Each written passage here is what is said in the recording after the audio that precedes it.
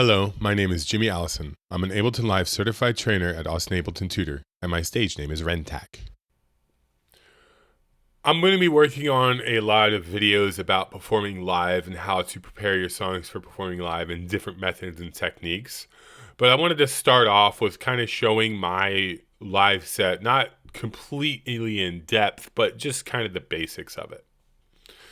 Thing about a live set, it's going to be very personal and it's going to be different for different situations. Like if I'm doing an improvisational live performance with a drummer, I actually have a different live set for that, and I'll show that in another video. But this is more for playing backing tracks with a band and doing live remixing. So it's actually, this live set is actually two bands. My old band, Lux Devon, had a reunion show last year, and my gear changed. Everything changed since the band was together. So I took my current live set and brought in all the samples and everything from Lux Devon and built the live set. And I liked it so much that I then imported my other live set to it. So now I have, you'll see on the top right here, I have Rentak set and I have Lux Devon set. Now before I get going too far into it, I'm going to say the appearance of this live set is very complicated, and it actually is relatively complicated. I have tracks that are sending information to Resolume to queue up video. I have tracks that are sending information to Tractor to queue up my scratch decks for when I'm scratching, time control vinyl in Tractor. I have VSTs so that my singer can play her keys. I also have triggers going out to the Triton that can queue up certain patches. I have VSTs that I play. I have two vocal feeds, one for me and one for my singer. I have of course, a dub siren. I have a lot of stuff going on under here, and I'm using a few Max for Live patches, and I'm using some add-on scripts called Clyphx, which are really awesome. And I'm not going to get too into Clyphx, but I will put a link to it. You should really check it out if you want to get out of the box just a little bit and do some cool things. But at the core of my live set is these first 5 group tracks. I have drums, bass, rhythms, and leads. And then next to that, I have my push. And then I have my push percussion. And then so on and so forth for other things. But when I'm performing, I'm only looking in 2 areas.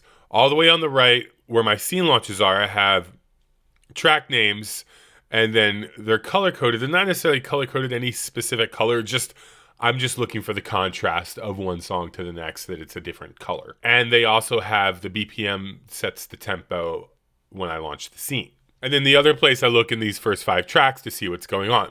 And you can see these crossed out areas. I know I have clips there. I know that certain things are going on. And in fact, in none of my Lux Devon tracks am I using the second drum bus. That's more for the Rentak stuff. Well, actually, I am using it in Kings and Queens. But it's more a system I developed for Rentak when I'm doing live jungle remixing, and I wanted to mix between 2 tracks of drums, and in each group I have a crossfade. So I basically have 4 different positions of my drums, and I'll show that in a second. And another handy thing that I have is this timing track. This timing track tells me what I need to do and when I need to do it. When I'm working with a vocalist or other band members, certain things need to happen at certain times, and then sometimes they don't. There's different methods. In reality, though, this is kind of an old system. Now I feel like if I want this section to play for 8 bars, then the next section to play for 8 bars, then the next section to play for 24 bars, and I want it to be the same every single time, I'm just going to make that one clip rather than doing all this other stuff or doing some follow action thing. I'd rather just keep it as simple as possible. The key to this stuff is keep it simple. I also built a Max for Live patch, which we'll see as soon as I launch this Kings and Queens track. So I'm going to go ahead and launch it.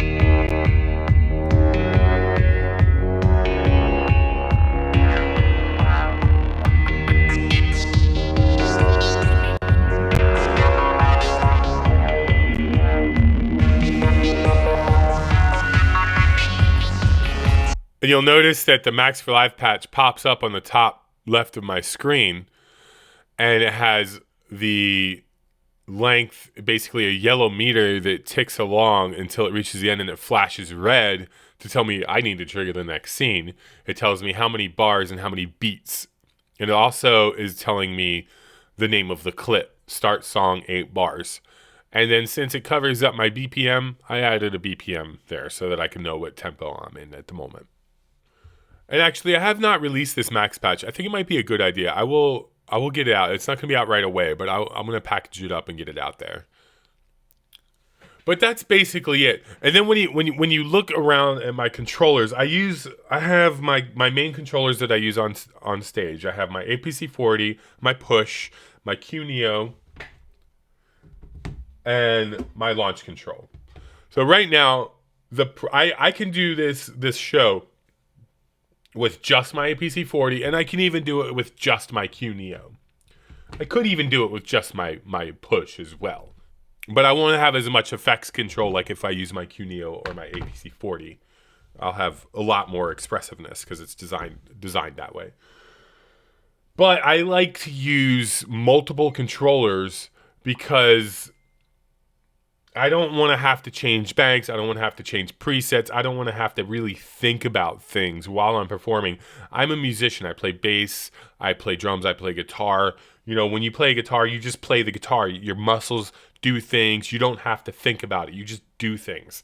And I don't want to have to think about what track I'm on, what preset I'm on, what bank I'm on. I just want to go, I want to turn this knob, and then this turns on my dub siren. This is the volume. This is my drum filter. You know, this is a master sweep filter. This is over here is my stutter edit. I don't want to have to like think about anything. I just reach and go. You know, it's just kind of, I'm performing. That's what I'm doing. All right, let's get down to my Rentax set. I'm gonna trigger the Rentax set, which will start everything that needs to happen for the Rentax set. Now I'm gonna just jump down in here and go ahead and launch my first scene.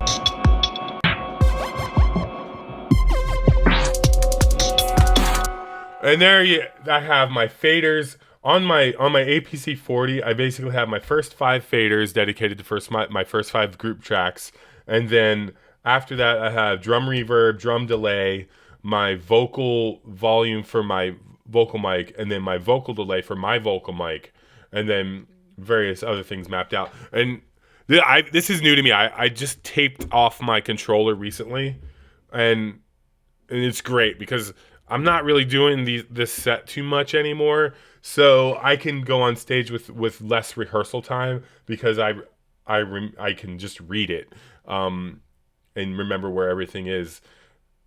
Otherwise, I used to just play like 3 times a week, and I would know where everything is. I didn't need the tape.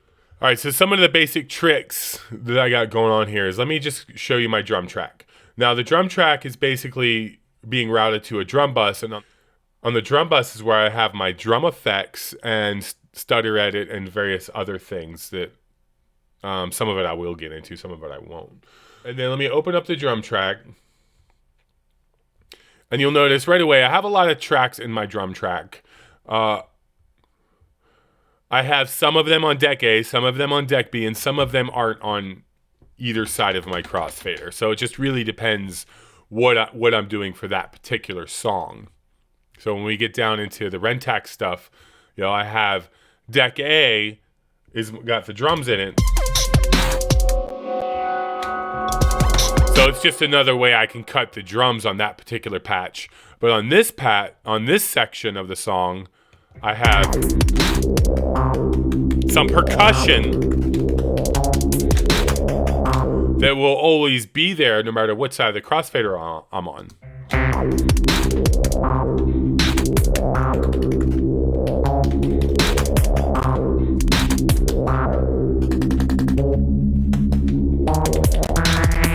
So that I can just kind of get down and be very expressive. And that's kind of the whole point.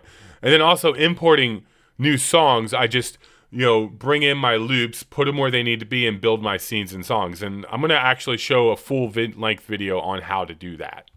And it's pretty much the same for every single track. Every group track, I have various things going on in there. I have some, like in my bass, I have some of it sidechained to the kick, some of it's not, some of it's sidechained to like a different bass. It just really depends on what I need for that specific song. I also have in my drum track, on my drum track, I have on my Cuneo a chopped up "Oh Man" that I can just go play. And then it's routed through all my same effects so that I can play the break, I can use the effects, I could even loop the break and things like that. So let me go ahead and stop all real quick. Let's take a look over at my drum bus. Now, on my drum bus, I have a special effects rack. And that special effects rack has different effects in there. And if I open up, I'll go ahead and turn it on with my drum effects button on my APC-40. And then if I open up the chains, and I show the chains here, you can see that I have the chain selector queued up to different areas, and it queues up different effects. Basically, it's a pretty common thing in Ableton racks. Set up chains, use the chain selector to select which effects on it. That's kind of how you do presets. And then on the track, I have different preset cues. Let me just stop all clips so we can just knock out these dummy clips. So I have my drums routed to this bus, and then I have the input set to in. The monitor states to in, so I don't have to arm record to arm the track.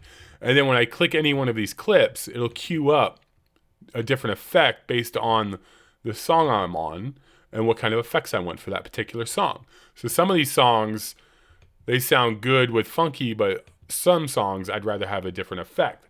This enables me to use the same knob for drum effects, use the same button to turn on and off my drum effects, but different songs can have different effects when I go to that knob. So when I'm on, let's say, Om Zion,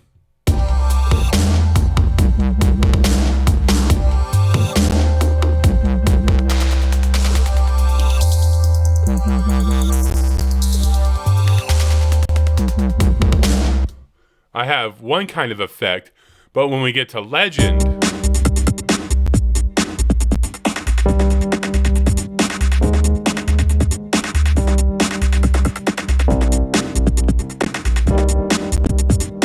I have a different effect, and it just kind of cycles through it. And then the on-off switch enables me to tweak the effect and then go into it. I also have that same setup with various other things, including my push.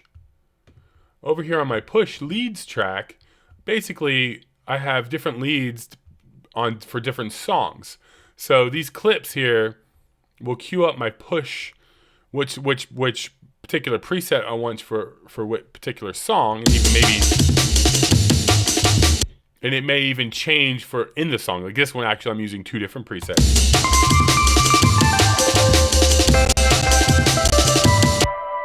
And utilizing Clyphx, I'm actually able to set the key and the mode, so that way it's in the right key in the mode when I launch it.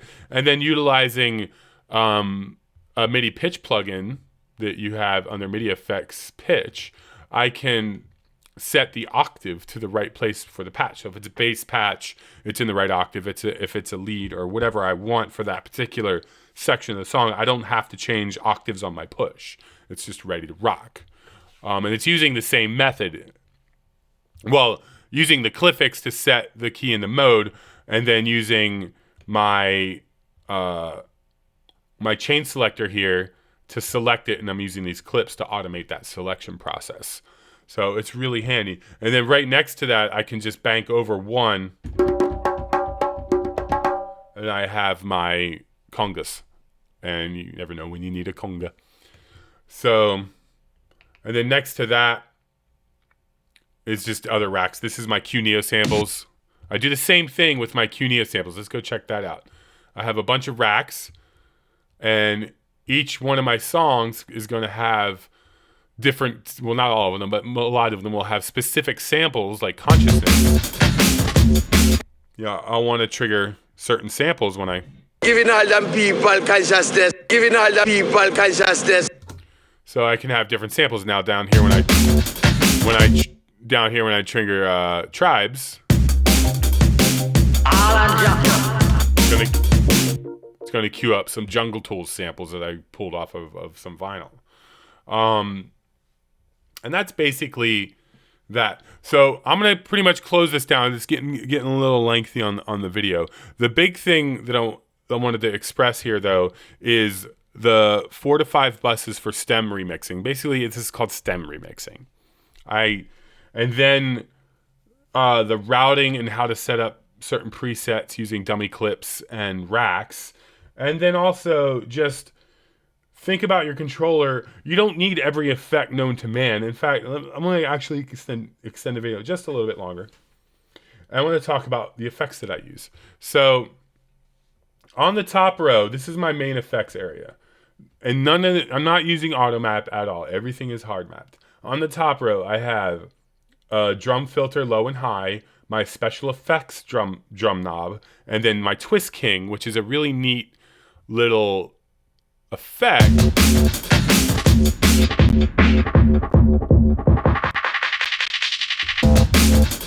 It basically goes from a low pass to a band pass to a high pass and beat repeats at the same time. So I just turn the knob up and it filters through different filters and then increases the rate of the repeat. Really good for transitions.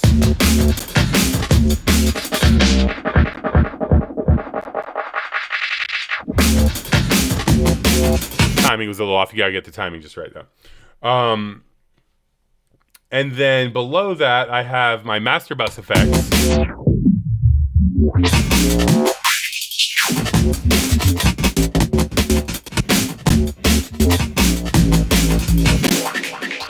And then on my far right is my emergency get out of jail free card. If everything goes crazy. End the song. Done. And then below that, I have a few buttons mapped out. The drum effects, which I already talked about. But I have a bass bypass button.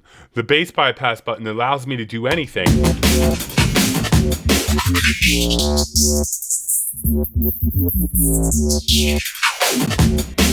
And keep my bass. So I find that to be really handy, especially with music that involves heavy bass. On my faders, you notice they're pushed all the way up. I could have actually hard mapped them to do this too, because I didn't actually hard map them. They're auto mapped. But this is from, again, evolving over like 8 years. But what I did instead is I have this stash rack, and inside the stash rack, I take -6 dB off to compensate. And then all of my samples are mixed. They are perfectly mixed. I am not going to mix on stage. Not necessarily number 1 or 2, but high number here. Don't try to adjust your volume levels on stage and like make a good mix. Oh, my drums are too loud. Oh, I need to turn up or down my bass. You're not up there to be a mixing engineer. Nobody wants to see anybody being a mixing engineer on stage, and you can't actually do it because you can't hear it, because you're not hearing what the audience hears. You're hearing what you're hearing in the monitors, and it probably sounds bad. So you can't mix on stage. You're going to approach it just like a production. You want to make sure it's going to sound good on multiple systems. And at the most, I throw on an EQ on my master bus, and then that's where you can go there. And if you need to turn down the bass or mids or something like that, you can have control of that. But beyond that, right here is my EQ4. I just go in there and if I need to, but I've never touched that because that's what the sound engineer is supposed to do. If you don't have a sound engineer, you could just do it on the board because they have the same thing. They have an EQ there, so you don't need to really worry about it too much. So that's a big thing. So this enables me to be very expressive.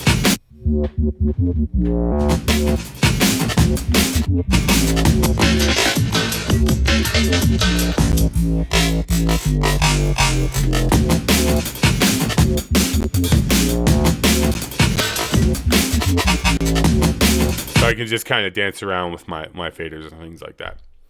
But feel free to leave some comments, ask some questions. If you guys have any video requests or anything like that, I'll gladly answer it.